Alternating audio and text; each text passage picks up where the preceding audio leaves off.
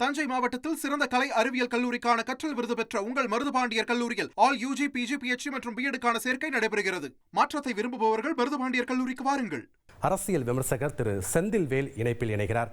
வணக்கம் திரு செந்தில்வேல். இன்றைய தினம் அதிகார மோதல் முடிவுக்கு வந்து தந்தையும் மகனும் சமரசத்தில் செய்து இந்த வருகிற சட்டமன்ற தேர்தலை எதிர்கொள்வாங்க அப்படிங்கிற ஒரு நம்பிக்கை இருக்கு.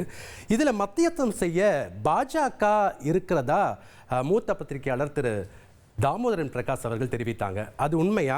இந்த பேச்சுவார்த்தையில சுமூக முடிவு எட்டப்படுமா திரு செந்தில்வேல்? பேச்சுவார்த்தை நிச்சயமாக சுமூக முடிவு எட்டப்படுவதற்கான வாய்ப்புகள் இருக்கிறது. ஆனாலும் அந்த உரசல் உள்ளுக்குள் ஒருவேளை நீர் ஊத்த நெருப்பாக அவ்வப்போது தொடரக்கூடும். நான் ஏற்கனவே தஞ்சை தொலைக்காட்சியுடைய ஆயுத எழுத்தில் இந்த பிரச்சனை பெரிதான அன்று நடந்த ஆயுத எழுத்து விவாதத்தில் கலந்து கொண்ட பொழுது சொன்னேன், விரைவில் இவர்கள் ஒன்றிணைய வேண்டும், அதுதான் பாமகவுக்கு நல்லது, ஒன்றிணைந்து சமூக நீதி பாதைக்கு திரும்ப வேண்டும் என்று சொல்லியிருந்தேன். ஒன்றிணைந்து விடுவார்கள், அதனால கட்சி உடைஞ்சிரும், ரெண்டா போயிடும், இரண்டு அணிகளாக பிரியும் அப்படின்னு வைக்கக்கூடிய வாதத்துல எனக்கு நம்பிக்கை இல்லை. விரைவில் ஒன்றாக இணைவார்கள்னு சொன்னேன். அதை நோக்கி தான் நகர்கிறது. அதனால விரைவில் இது இன்னைக்கு இந்த சமாதான பேச்சுவார்த்தை நிச்சயமாக அவர்களுக்குள்ள ஒரு அதாவது மனங்களை இணைக்காவிட்டாலும் இரண்டு அணிகளாக பிரிந்து நின்றவர்களை நிச்சயமாக இணைக்கக்கூடும். அதை நோக்கி நகரும்.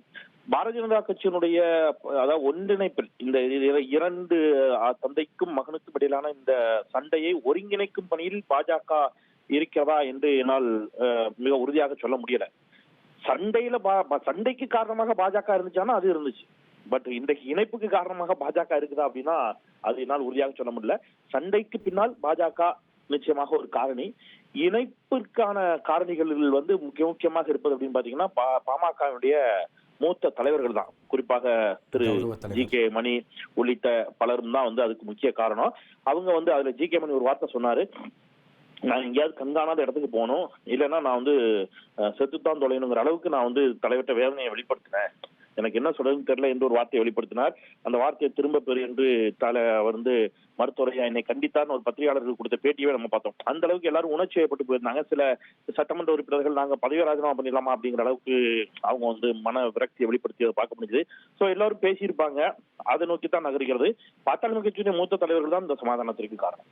தஞ்சை மாவட்டத்தில் சிறந்த கலை அறிவியல் கல்லூரிக்கான கற்றல் விருது பெற்ற உங்கள் மருதுபாண்டியர் கல்லூரியில் ஆல் யூஜி, பிஜி, பிஎச்டி மற்றும் பிஎடுக்கான சேர்க்கை நடைபெறுகிறது. மாற்றத்தை விரும்புபவர்கள் மருதுபாண்டியர் கல்லூரிக்கு வாருங்கள்.